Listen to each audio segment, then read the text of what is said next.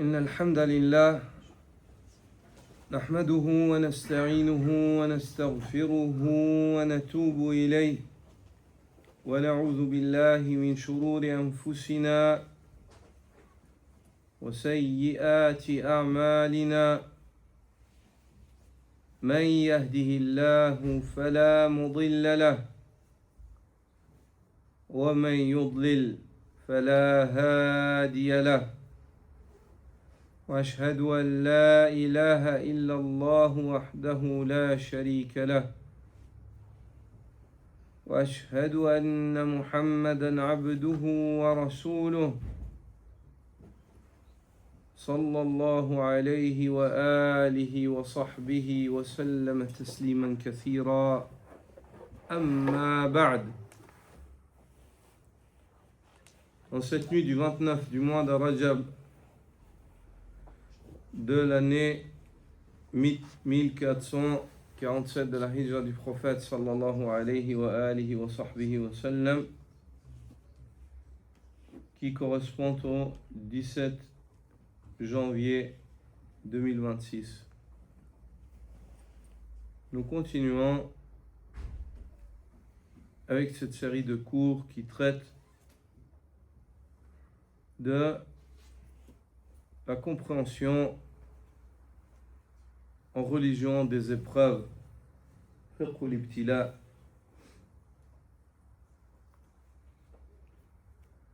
فمن سنن الله التي لا تتبدل الابتلاء، ومن رحمة الله عز وجل بعباده أنه يبتلي بشيء يسير، ولو ابتلى سبحانه وتعالى بشيء كثير لهلك العباد.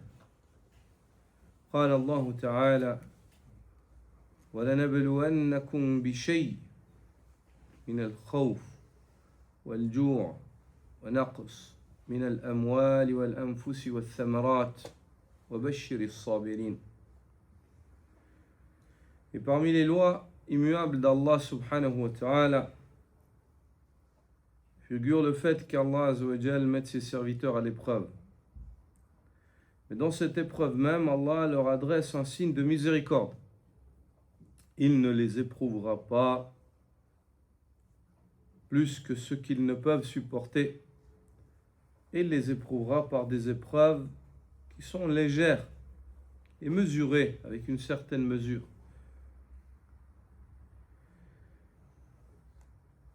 Car s'ils les éprouvaient par des épreuves trop lourdes, au-delà de ce qu'ils peuvent supporter, les serviteurs périraient à la venue de cette épreuve.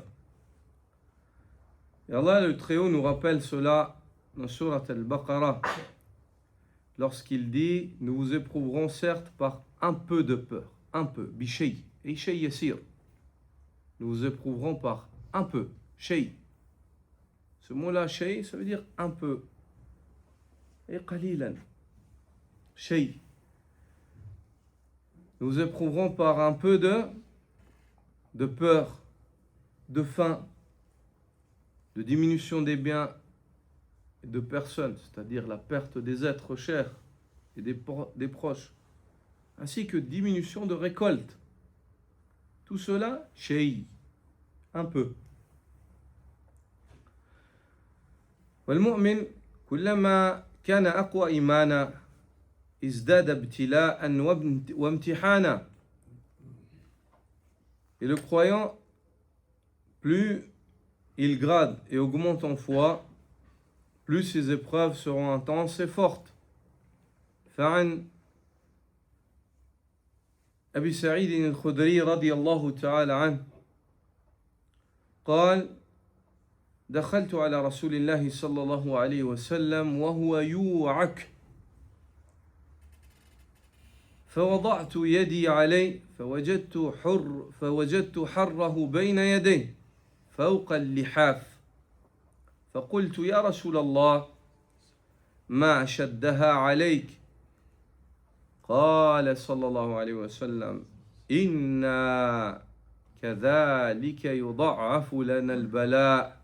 يعني إن الأنبياء يضعف لنا ما قال علينا لنا البلاء ويضاعف لنا الأجر. قلت يا رسول الله أي الناس أشد بلاء؟ قال صلى الله عليه وسلم الأنبياء. قلت يا رسول الله ثم من؟ قال ثم الصالحون. إن كان أحدهم ليبتلى بالفقر حتى ما يجد أحدهم إلا العباءة يحوبها وإن كان أحدهم ليفرح بالبلاء كما يفرح أحدكم بالرخاء. Abu Sa'id al-Khudri radiyallahu ta'ala anhu dit: Je rendis visite au messager d'Allah sallallahu alayhi wa sallam alors qu'il était souffrant. Yu'ak. Je posais ma main sur lui et ressentis la chaleur de sa fièvre à travers la couverture. Dire tellement la fièvre était intense que Abu Sa'id a approché la main et la couverture était bouillante. La fièvre, c'est comme si elle dépassait la couverture. La fièvre du prophète sallallahu alayhi wa sallam.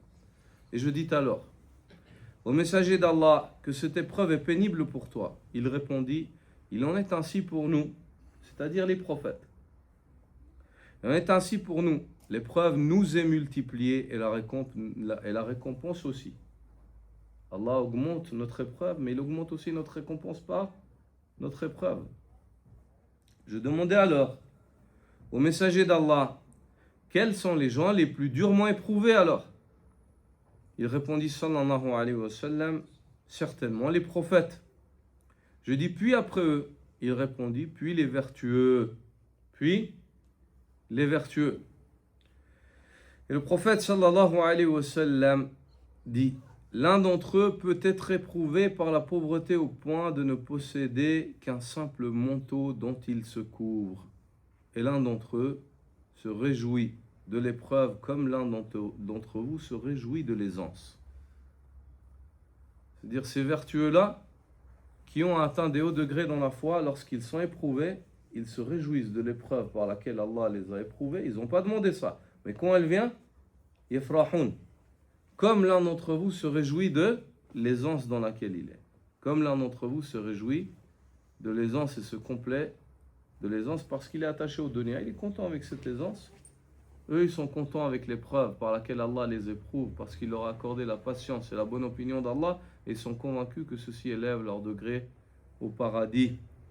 وعن أنس بن مالك رضي الله تعالى عنه قال قال رسول الله صلى الله عليه وسلم إن عظم الجزاء مع عظم البلاء وإن الله إذا أحب قوما ابتلاهم فمن رضي فله الرضا ومن سخط فله السخط. Le prophète sallallahu alayhi wa sallam dit: l'ampleur de la récompense est proportionnelle à l'ampleur de l'épreuve. Et lorsqu'Allah aime un peuple, il les met à l'épreuve. Celui qui se montre satisfait du décret d'Allah obtient l'agrément d'Allah. Et celui qui manifeste le mécontentement encourt la colère d'Allah. فالبلاء فيه خير لمن وفقه الله فصبر واحتسب الأجر فخرج من دنياه خفيف الأوزار.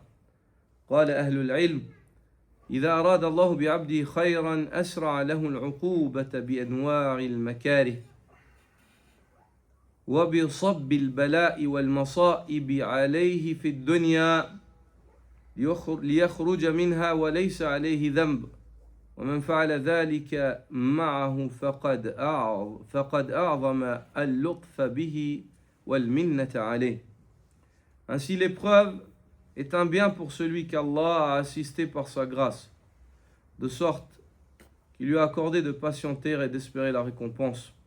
Il quitte alors ce bas monde allégé de ses fardeaux. Les gens de science ont dit: lorsqu'Allah veut du bien pour un être, pour l'un de ses serviteurs, il hâte pour lui la rétribution par diverses formes de ce qui est pénible, en déversant sur lui les épreuves et les calamités dans ce bas monde, afin qu'il en sorte sans aucun péché. Et celui pour qui Allah agit ainsi a été l'objet d'une immense douceur et d'une grande faveur de sa part. Allah Azza wa Jal a fait preuve de douceur et de faveur envers ce serviteur. Au point où certains des premiers musulmans ont dit, lorsqu'Allah Azza wa Jal m'éprouve, je suis heureux et je le remercie. Car ça veut dire deux choses. La première, il attire mon attention pour un péché au sujet duquel je dois me repentir. Et la seconde, il m'a dépêché la punition ici-bas. Enfin, et si je me repens, il ne me punira pas dans l'au-delà. Il ne me punira pas dans l'au-delà. Malgré cela, il est absolument interdit de demander à Allah Azza wa Jal l'épreuve. Il est rapporté du prophète sallallahu alayhi wa sallam qu'il est allé vers l'un de ses compagnons qui était fortement éprouvé au point où des morceaux de sa chair tombaient sur le sol. Et il n'arrivait plus à supporter. Le prophète sallallahu lui a dit, Hal da'awta bi shay? Aurais-tu invoqué par une invocation? Aurais-tu demandé quelque chose? L'homme a dit, Naam. Qultu Allahumma ma kunta mu'aqibi fil akhirah. Fa'aqibni bihi fid dunya.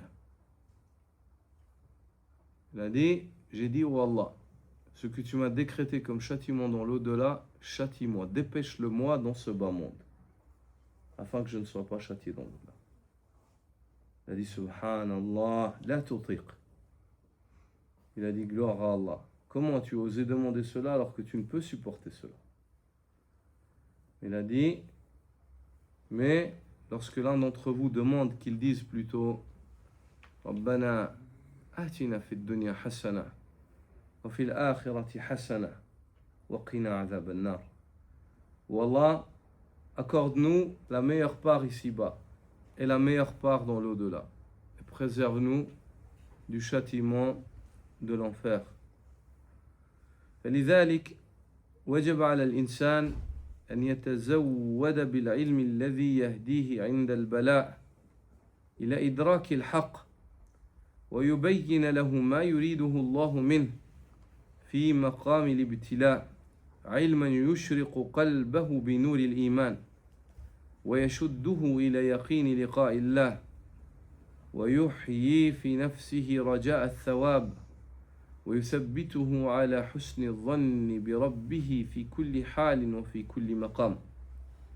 C'est pourquoi il incombe à l'homme de se pouvoir d'un savoir qui, au moment de l'épreuve, le guide vers la compréhension de la vérité et lui clarifie ce qu'Allah attend de lui dans la situation de l'épreuve. Un savoir qui illumine son cœur par la lumière de la foi, l'attache à la certitude de la rencontre avec Allah, ravive en lui l'espoir de la récompense et l'affermit dans la bonne opinion envers son Seigneur en toutes circonstances et en tout lieu. ومن جملة المعارف التي تنير الإنسان عند البلاء وتوجهه وتثبته حسن فهم سبب الابتلاء. Et parmi les connaissances qui illuminent l'être humain au moment de l'épreuve, l'orientent et l'affermissent, figure la juste ou la bonne compréhension de la cause de l'épreuve. Le fait que l'homme comprenne, Allah lui accorde de comprendre la cause de l'épreuve. Et les causes de l'épreuve sont multiples et variées. Les causes de l'épreuve sont multiples et variées. Al-Hafidh ibn Hajar a évoqué qu'en règle générale, la principale cause de l'épreuve de l'homme, c'est quoi? El-Ma'asi, les péchés. Donc en premier lieu, quand tu es éprouvé, il faut que tu tournes le doigt vers toi. Et que tu comprennes que souvent, les épreuves auxquelles tu fais face, la cause de ça, c'est quoi? Dhunubuk, tes péchés. Donc il faut que tu te repentes à Allah subhanahu wa ta'ala, que tu reviennes à Allah azza wa jalla repentant. Ça, c'est la première clé pour t'en délivrer. Et souvent, l'être humain a la fâcheuse tendance à aimer jeter la faute sur les autres. C'est-à-dire, dans sa nature, l'homme, des petits, des enfants, c'est-à-dire, il aime il n'aime pas en fait s'accuser lui-même. Dans sa nature, l'homme, le fils d'Adam, il a cette tendance où il déplace la faute sur autrui. Al-Hafidh ibn Hajar dit ومن أسباب جلب البلاء وخص منها الزنا المعاصي من أسباب جلب البلاء وخص منها الزنا لأنه أعظمها في ذلك. Il dit parmi les causes qui amènent les malheurs, il y a les péchés. Et dans les textes de la charia, parmi les péchés qui amènent le plus de malheurs, c'est la fornication. Subhanallah. Parmi les péchés qui sont la cause des malheurs des sociétés, c'est la fornication qu'Allah Azza wa Jalla nous préserve. Subhanallah. Al-Allama Ibn al-Qayyim rahimahullah dit قد جعل الله سبحانه نفوس المطمئنين إلى سواه أغراضا لسهام البلاء ليعلم عباده وأولياءه أن المتعلق بغيره مقطوع والمطمئن إلى سواه عن مصالحه ومقاصده مصدود وممنوع. Allah glorifié soit-il a fait des âmes de ceux qui placent leur tranquillité ailleurs qu'en lui des cibles exposées aux traits de l'épreuve. Ibn Qayyim ici t'enseigne que ceux qui cherchent le repos ainsi que le bien-être par autre qu'Allah Azza wa Jal, ils sont sujets aux épreuves. Allah va les mettre à l'épreuve. Il va les éprouver par ces choses par lesquelles ils cherchent le repos. C'est pour ça qu'il évoque aussi, il dit Man ta'allaqa bi shay'in udhiba bih. Celui qui s'attache fortement à une chose et il fait de cette chose-là le socle même de son bonheur, il sera châtié par cette chose-là. Souvent, des gens, on trouve des fois des personnes qui sont fortement attachées à une femme. Un homme à une femme ou une femme à un homme. Fortement attachés, amoureux, éperdument amoureux. Ils sont châtiés par cette créature. C'est à cause de leur tourment dans ce bas monde. Ou bien des fois, les hommes sont trop attachés. L'amour pour l'enfant, c'est quelque chose de naturel. Mais le fait d'être trop attaché à ton enfant, comme si ton enfant, c'est le Jannah du dunya et il n'y a pas autre chose.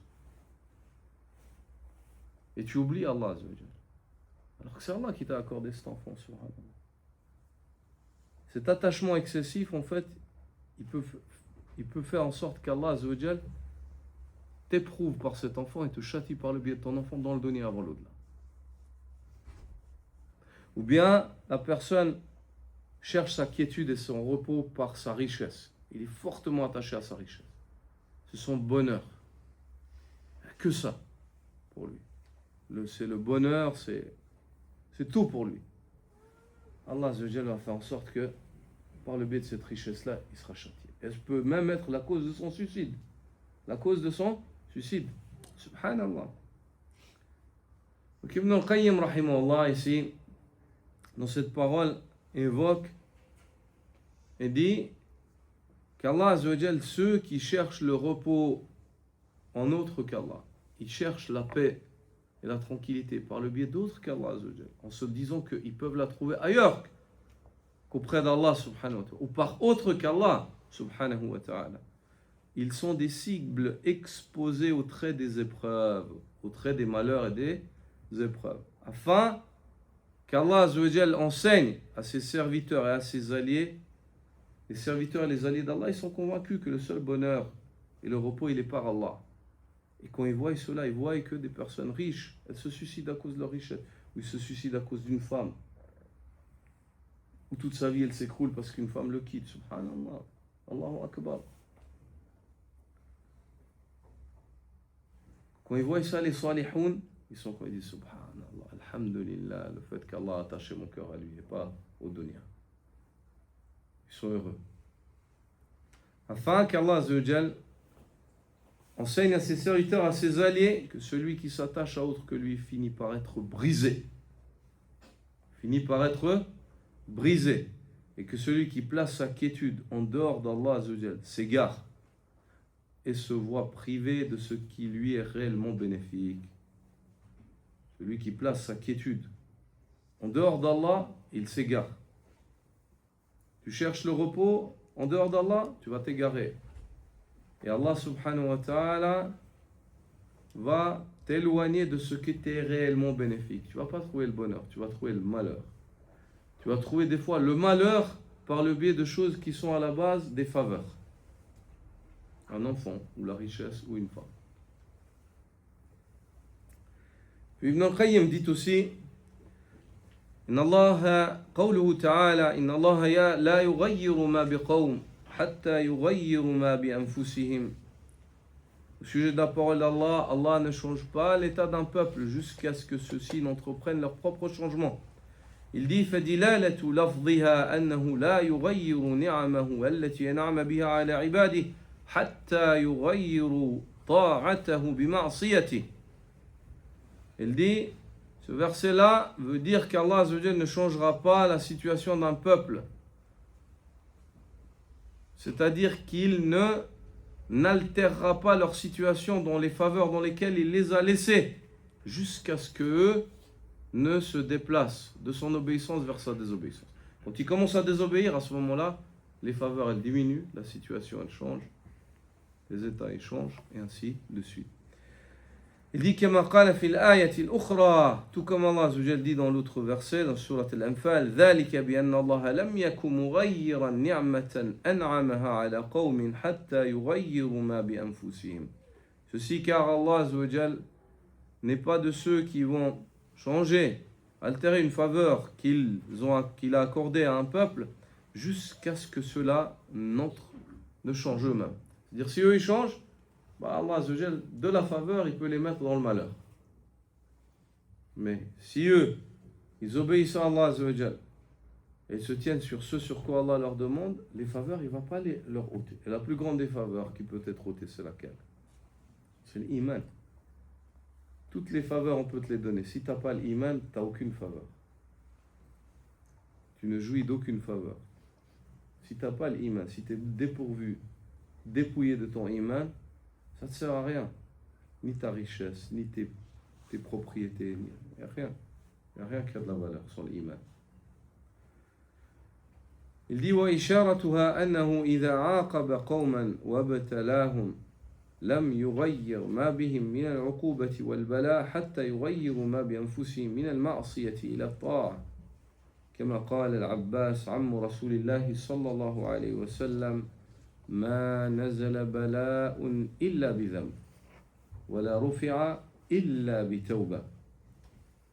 Ibn al-Qayyim rahimahullah dit, ce verset prouve d'une manière évidente que lorsqu'Allah Azzawajal châtie un peuple et les met à l'épreuve,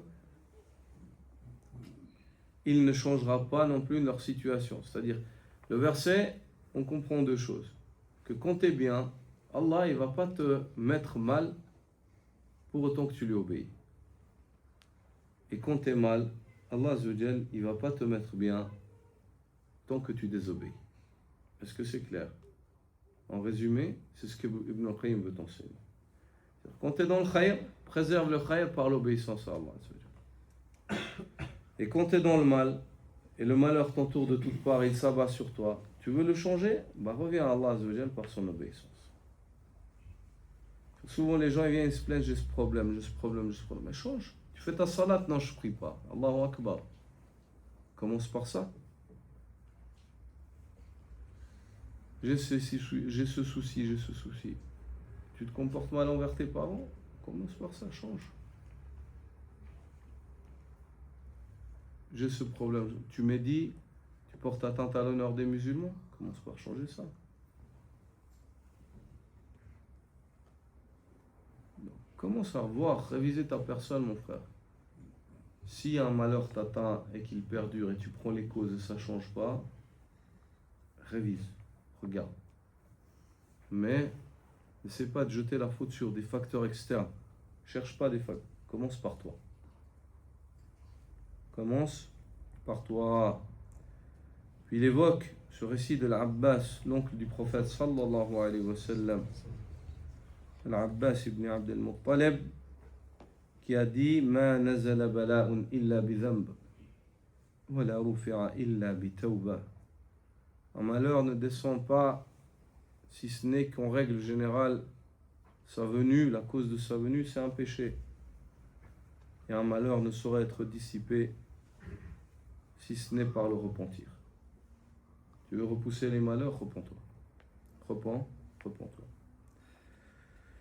ليعلم المسلم أن البلاء قد يكون على أوجه. Il est primordial que le musulman prenne en considération que le malheur, la venue du malheur, ou les raisons ou les causes du malheur sont multiples et variées selon ce qu'on tire des textes de la religion du Coran et de la Sunna du prophète sallallahu alayhi wa sallam. Et le premier qu'on pourrait évoquer, c'est qu'en règle générale, il se peut que le malheur, sa venue, ce soit une expiation des péchés. قد يكون لتكفير الخطايا ومحو السيئات. Il se peut que Allah Azza wa Jal fasse descendre un malheur pour expier tes péchés, pour expier les péchés que tu as commis, comme dans la parole du prophète sallallahu alayhi wa sallam, hadith rapporté par l'imam Muslim, où le prophète sallallahu alayhi wa sallam dit Ma yusibu al-muslim min hammin, wala huznin, wala wasabin, wala nasabin, wala adha, hatta shawkata yushakuha, illa kaffara Allahu biha min khataya. Le musulman ne saurait être atteint par une préoccupation, un tourment, ou alors une tristesse. Au point, il évoque sallallahu alayhi wa sallam même l'épine qui se plante, qui se plante à lui. C'est même l'épine qui lui nuit. Une épine qui se plante dans son pied, ou dans son doigt, ou ainsi de suite. La plus petite des nuisances. En partant des malheurs, des préoccupations, des tourments, des maladies, des atteintes physiques, jusqu'à la plus petite chose, même une épine. Si ce n'est qu'Allah Azza wa Jal expie pour lui des péchés pour ce malheur qu'il a atteint. La condition, c'est quoi? C'est qu'il passe patiente. La condition, c'est qu'il patiente.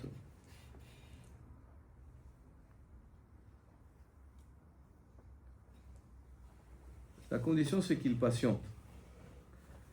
La deuxième, وتارة يكون لرفع الدرجات وزيادة الحسنات كما هو الحال في ابتلاء الله لأنبيائه.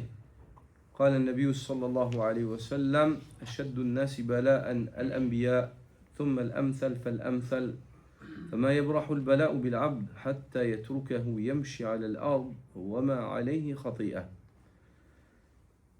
Et la deuxième raison, c'est qu'il se peut que le péché soit là pour élever les degrés du serviteur auprès d'Allah. Il se peut que le malheur, pardonnez-moi, soit là pour élever les degrés du serviteur auprès d'Allah. Conformément au hadith qu'on a évoqué, dont on a évoqué une variante de celui-ci auparavant, où le prophète sallallahu alayhi wa sallam a dit les gens les plus éprouvés sont très certainement les prophètes, puis ceux qui les suivent, qui sont le plus sur leur voie. Et puis il dit dans ce hadith-là, par la suite dans la variante al-Bukhari, il dit et le malheur ne cesse de s'abattre sur le serviteur jusqu'à ce qu'il finisse par marcher sur la terre en ne portant sur lui aucun péché. قال العلماء يبتلى الأنبياء لتضاعف أجورهم وتتكامل فضائلهم وليظهر للناس صبرهم ورضاهم فيقتدى بهم وليس ذلك نقصا ولا عذابا. Les ulama ont dit, en commentant ce hadith, sachez que les prophètes sont mis à l'épreuve afin d'augmenter leur récompense et d'élever leurs vertus, afin de mettre en évidence aux yeux des gens la patience de ces hommes et combien ils agréaient ce qu'Allah a décrété pour eux, afin que les gens puissent les suivre. C'est pour ça qu'Allah éprouve les prophètes. Et cela, le fait qu'Allah éprouve un prophète, jamais en cela il n'y a quelque chose de dénigrant. Ce n'est pas dénigrant pour un prophète d'être éprouvé, de perdre des êtres chers ou d'être atteint par des malheurs. Au contraire, aucun des prophètes n'est éprouvé à cause de ses péchés. Les épreuves des prophètes, c'est quoi? Pour élever les degrés, pour augmenter leurs récompenses, pour élever leurs vertus, et pour que les gens prennent exemple, afin qu'Allah montre aux gens que ça c'est des hommes, c'est pas des seigneurs. Ils mangent comme vous mangez, ils boivent, ils ont des besoins comme vous avez des besoins. C'est des créatures. Ils ont mal comme vous avez mal aussi. Ils s'affligent aussi, mais ils patientent et ils agréent d'Allah. Donc c'est possible, faites-le aussi, afin de montrer aux gens. وتارة يقع البلاء لتمحيص المؤمنين وتمييزهم عن المنافقين. Et des fois, le malheur descend afin de mettre une distinction évidente entre les vrais croyants et les hypocrites. Allah Azza wa Jal dit أحسب الناس أن يتركوا أن يقولوا آمنا وهم لا يفتنون وَلَقَدْ فَتَنَّا الَّذِينَ مِنْ قَبْلِهِمْ فَلَيَعْلَمَنَّ اللَّهُ الَّذِينَ صَدَقُوا وَلَيَعْلَمَنَّ الْكَاذِبِينَ. Allah Azza wa Jal dit dans Surat Al-Ankabut, les gens auraient-ils osé penser qu'on les laissera prétendre à la foi en disant nous avons la foi sans les mettre à l'épreuve?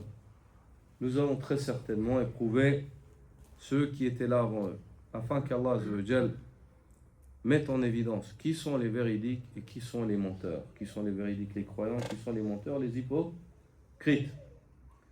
فيبتلي الله عباده ليتميز المؤمنون الصادقون عن غيرهم وليعرف الصابرون على البلاء من غير الصابرين.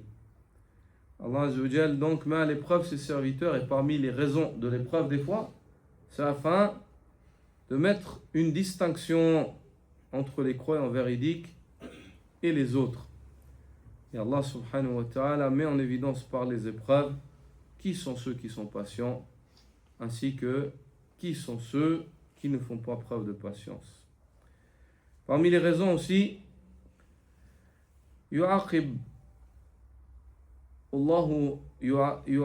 المؤمن بالبلاء على بعض الذنوب كما ذكرنا كما قال رسول الله صلى الله عليه وسلم إن الرجل ليحرم الرزق بالذنب يصيبه ولا يرد القدر ولا يرد القدر إلا الدعاء ولا يزيد في العمر إلا البر. Quatrièmement, et ça c'est la majeure partie ou la majorité des épreuves auxquelles on fait face, ça c'est cette raison-là, c'est celle qu'on a évoquée au début, c'est dû au péché qu'on a commis. De temps en temps, l'épreuve, ça peut être un châtiment des péchés dans ce bas monde, afin d'attirer notre attention. Et si on se repent, peut-être nous ne serons pas châtiés dans l'au-delà. Le prophète sallallahu alayhi wa sallam, comme le rapporte l'imam Ahmad ou Ibn Majah, dans un hadith qui n'est pas sans défaillance et sans faiblesse, mais dont certaines parties sont confirmées, authentiques. Il est dit que le prophète sallallahu alayhi wa sallam aurait dit Inna ar-rajul la yuhramu ar-rizq bi-dhanbi yusibu. Sachez que l'homme est privé d'une partie de sa subsistance ou vit une difficulté en matière de subsistance à cause d'un péché qu'il a commis. ولا يرد القدر إلا الدعاء. Rien ne saurait repousser le destin si ce n'est l'invocation. ولا يزيد في العمر إلا البر. Et rien ne saurait augmenter la longévité de l'être si ce n'est la bienfaisance. Et les ulama disent à la tête de cela la bienfaisance envers les parents. وقد سئل الشيخ ابن باز رحمه الله إذا ابتلي أحد بمرض أو ببلاء سيء في النفس أو المال فكيف يعرف أن ذلك الابتلاء امتحان أو غضب من عند الله. Le Cheikh Abdelaziz ibn Baz a été questionné, rahimahullah, et cette question-là, elle revient souvent, et souvent les frères en posent la question. Comment est-ce qu'on peut savoir, lorsqu'une épreuve nous atteint, si cette épreuve-là, c'est juste un examen, ou alors si c'est un châtiment de la part d'Allah Azza wa Jal qui témoigne du fait qu'Allah est en colère avec nous? Comment est-ce qu'on peut distinguer cela? Y a-t-il des moyens dans la religion d'Allah pour distinguer cela? Il a répondu, rahmatullahi ta'ala alayh, en disant Allahu Azza wa Jal yabtali ibadahu bis-sarra'i wad-dharra. Sachez qu'Allah met à l'épreuve ses serviteurs par l'aisance et par le malheur. Wa bi-shiddati wal-rakha, par la difficulté et la facilité. Wa qad yabtalihim bidhalika li raf'i darajatihim. Et Allah Azza wa Jal les met à l'épreuve des fois pour augmenter leur degré auprès de lui. Wa i'la'i dhikrihim, et élever leur mention, car ils seront patients. ومضاعفة حسناتهم, et augmenter leur hasanat, leur récompense auprès d'Allah. كما يفعل بالأنبياء والرسل عليهم الصلاة والسلام, comme Allah Azza wa Jal le fait avec les prophètes et messagers, que la paix d'Allah Azza wa Jal soit sur eux. وبالصلحاء من عباد الله, ainsi que les vertueux parmi les serviteurs d'Allah. كما قال النبي صلى الله عليه وسلم أشد الناس بلاء الأنبياء ثم الأمثل فالأمثل. Comme le prophète sallallahu alayhi wa sallam le dit, les gens les plus éprouvés sont certes les prophètes, puis ceux qui sont le plus sur leur voie. وتارة يفعل ذلك سبحانه بسبب المعاصي والذنوب. Et de temps en temps, Allah Azza wa Jal fait descendre des malheurs à cause des péchés de la désobéissance des serviteurs. فتكون العقوبة معجلة.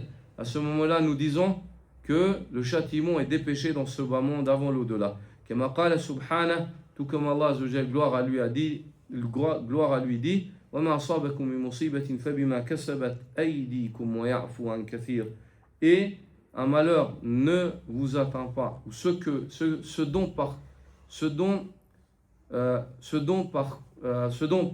dont vous êtes atteint comme malheur, ceci est le fruit de ce que vos mains ont commis. Les malheurs qui vous atteignent, c'est quoi? Allah Azza wa Jal dit, un malheur ne vous saurait vous atteindre si ce n'est que c'est le fruit de ce que vos mains ont commis. وما أصابكم من مصيبة فبما كسبت أيديكم ويعفو عن كثير. La base, on comprend de cette ayah que la plupart des malheurs qui nous atteignent, c'est quoi? C'est à cause de ce que nos mains ont commis. Arhamukallah. Il dit فالغالب على الإنسان التقصير. Il dit rahimahullah, ceci car majoritairement, ou la situation la plus fréquente chez l'homme, c'est le manquement. وعدم القيام بالواجب, le fait qu'il ne s'acquitte pas dûment de ce qui lui est obligatoire ou ce qui lui incombe. فما أصابه فهو بسبب ذنوبه وتقصيره في أمر الله. Donc, ce par quoi il est atteint comme malheur, c'est souvent, dit Cheikh Abdelaziz ibn Baz, le fruit de ses péchés, ou le fait qu'il ne s'acquitte pas de son droit vis-à-vis d'Allah, c'est-à-dire il ne s'acquitte pas des ordres d'Allah comme il se doit. فإذا ابتلي أحد من عباد الله الصالحين بشيء من الأمراض أو نحوها فإن هذا يكون من جنس ابتلاء الأنبياء والرسل. Donc nous disons, Cheikh Ibn Baz dit, lorsqu'un homme est vertueux dans sa vie et qu'on le connaît que pour le fait d'être vertueux, lui il sait qu'il obéit à Allah, il sait l'effort qu'il fait, il sait que délibérément il ne désobéit pas à Allah. Quand une chose est haram, elle est haram. Une chose est obligatoire, elle est obligatoire, il s'en acquitte. Il dit, si un homme comme ça, il est éprouvé par une maladie ou un malheur, il dit à ce moment-là, nous disons que ceci est comparable à l'épreuve des prophètes. C'est-à-dire, c'est quoi? C'est pour élever ses degrés auprès d'Allah, augmenter sa récompense, élever sa mention, pour montrer aux gens que regardez comme il patiente. Donc c'est à vous aussi qu'on vous serez éprouvé de patienter. ورفعا للدرجات, afin d'élever ses degrés, وتعظيما للأجور, et d'amplifier sa récompense, ليكون قدوة لغيره في الصبر والاحتساب, afin que cet homme-là soit un exemple et un modèle pour autrui dans la patience et l'espoir de récompense face aux malheurs qui nous atteignent. فالحاصل أن البلاء قد يكون لرفع الدرجات وإعظام الأجور. Il dit donc, on comprend que le malheur, il se peut que sa cause soit, sa raison soit le fait d'augmenter, d'élever l'homme en degré et d'augmenter sa récompense. كما يفعل الله بالأنبياء وبعض الأخيار, tout comme Allah Azza wa Jalla le fait avec ses prophètes et l'a fait avec certaines personnes vertueuses. وقد يكون للتكفير سيئات, il se peut que le malheur soit là pour purifier l'homme de ses péchés. كما في قوله تعالى ومن يعمل سوءا يجزى به, comme Allah Azza wa Jalla le dit, celui qui œuvre en mal sera rétribué pour le mal qu'il a commis. Et les ulama disent, il se peut que cette rétribution elle vienne, il se peut que cette rétribution pour le mal que tu as commis, elle vienne hâtive dans ce bas monde avant l'au-delà. وفي قول النبي صلى الله عليه وسلم ما أصاب المسلم من هم ولا غم ولا نصب ولا وصب ولا حزن ولا أذى إلا كفر الله به من خطاياه حتى الشوكة يشاكها وقوله صلى الله عليه وسلم ومن يرد الله به خيرا يصب منه. Il dit, conformément à la parole du prophète sallallahu alayhi wa sallam, aucun souci, ni affliction, aucune fatigue, aucune maladie, aucune tristesse, ni aucun préjudice n'atteint le musulman, pas même l'épine qui le pique sans qu'Allah fasse par cela une partie de ses péchés. Ainsi que dans la parole du prophète sallallahu alayhi wa sallam, celui pour qui Allah veut le bien, il l'éprouve. Celui pour qui Allah veut le bien, il l'éprouve. Attention, je répète, il n'est pas permis de demander l'épreuve. Il est interdit de demander l'épreuve. Mais si l'épreuve elle vient, console-toi avec ces hadiths-là. Tu diras Allah a voulu ton bien. Les prophètes, ils ont été éprouvés. Ils ont patienté. Les gens auraient-ils osé penser qu'ils vont dire on a la foi et puis on va pas les mettre à l'épreuve. On a mis à l'épreuve ceux qui étaient là avant eux, qui ont dit on avait la foi, on les a éprouvés aussi. Allah Azza wa Jal nous éprouve, il a éprouvé des gens meilleurs que nous. Le prophète sallallahu alayhi wa sallam a perdu ses enfants, le prophète sallallahu alayhi wa sallam a connu la pauvreté, le prophète sallallahu alayhi wa sallam a été chassé de sa maison, le prophète sallallahu alayhi wa sallam l'a porté atteint à son honneur par la langue, le prophète sallallahu alayhi wa sallam on a essayé de le tuer. Pourquoi? Parce qu'il a dit Rabbi Allah, la ilaha illallah, subhanallah. Donc tout ça, pas de panique, c'est arrivé à des gens qui étaient meilleurs que nous, ça ne veut pas dire qu'Allah les a Ma wadda'aka rabbuka wa ma qala. Ton Seigneur t'a ni délaissé ni négligé. Donc ne t'inquiète pas. Ne t'inquiète pas. Asbir. Asbir.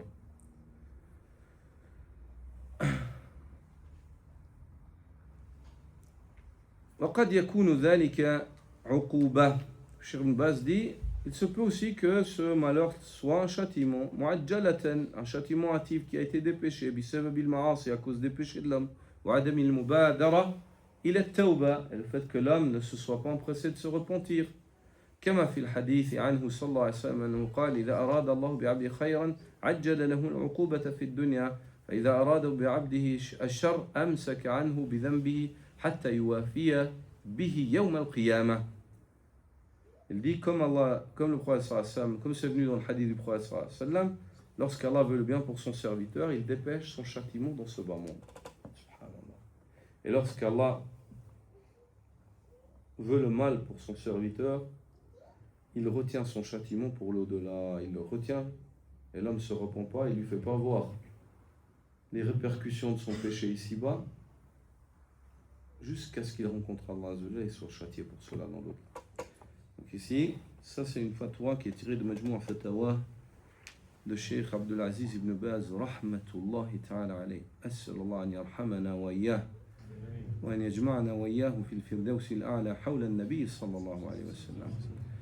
وقد ذكر بعض العلماء علامات للتفريق بين العقوبة والابتلاء لرفع الدرجات. Certains parmi les ulama ont évoqué des subtilités par lesquelles on peut peut-être distinguer ou mettre une distinction entre un malheur qui nous frappe qui est un malheur afin d'élever nos degrés, et un malheur qui nous frappe, qui pourrait être une punition, un châtiment hâtif. وذلك بالنظر إلى حال العبد عند المصيبة. Et ça, c'est la chose la plus juste qui a été évoquée. C'est le fait de regarder la situation du serviteur lorsque le malheur le frappe. قال الشيخ عبد القادر الجيلاني رحمة الله تعالى عليه: علامة الابتلاء على وجه العقوبة والمقابلة عدم الصبر عند وجود البلاء والجزع والشكوى إلى الخلق. Il dit, rahimahullah, Cheikh Abdul Qadir al-Jilani a dit: le signe de l'épreuve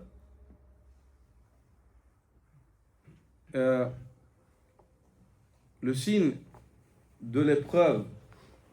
signe qui manifeste si l'épreuve est une punition ou alors une rétribution, c'est-à-dire Allah Azza wa Jal veut te rétribuer par cette épreuve ou il veut te punir. C'est quoi le signe distinctif? Le Cheikh Abdul Qadir rahimahullah a dit: c'est l'absence de la patience au moment où l'épreuve survient, l'affolement ainsi que la plainte adressée aux créatures. Si tu ne patientes pas, tu t'affoles et tu te plains aux créatures pour le malheur qui t'a frappé, tu ne fais pas preuve de patience, ça veut dire que le malheur qui te frappe, c'est un châtiment. Non, c'est un châtiment, qu'Allah nous préserve. C'est un châtiment. Et ça, la plupart des salafs, ils sont d'accord avec ça. La plupart des premiers musulmans, et jusqu'aujourd'hui, les ulama, ils ne contredisent pas en fait cette notion par laquelle on distingue. D'autres ont dit, en dehors de cela, hormis la patience, ils ont dit, si ton épreuve, elle est due à la voie sur laquelle tu es, à ton accrochement à la religion d'Allah, et t'es éprouvé juste parce que tu t'accroches au din d'Allah, à ce moment-là, sache que ça, c'est l'épreuve des prophètes. C'est l'épreuve des prophètes. C'est-à-dire qu'Allah Azza wa Jal veut t'élever en degrés. Il veut élever ta mention. Yurid Allah Azza wa Jal an yarfa'a dhikrak. Comme l'imam Ahmad ibn Hanbal, rahimahullah. Rafa'a Allahu dhikra bibtila'i. Allah Azza wa Jal a élevé sa mention par l'épreuve qu'il lui a fait subir. Il lui a décrété. Donc si tu es éprouvé pour la voie, pour la sunna à laquelle tu t'accroches, la voie du prophète sallallahu alayhi wa sallam, alors sache que c'est une élévation en degrés. Dans le sens opposé, si ton épreuve, elle est le résultat d'un péché auquel tu t'es adonné, par exemple, tu rentres faire un braquage, qu'Allah nous préserve, et tu te fais abattre, ou bien tu finis handicapé, et ça a c'est un châtiment. Donc vous avez deux points de distinction qui sont clairs ici. Et en dehors de cela, ce qui n'est pas clair dans ce cas ou dans ce cas, à ce moment-là, on va voir. Si Allah Azza wa Jal te décrète cette épreuve et que tu patientes, Inch'Allah, ça veut dire que c'était une purification ou alors une élévation. Et si tu ne patientes pas, c'est un châtiment. Si tu ne patientes pas, c'est un châtiment. Subhanak wa bihamdik, ashhadu an la ilaha illa ant, astaghfiruka wa atubu ilayk. Jazakumullah khairan.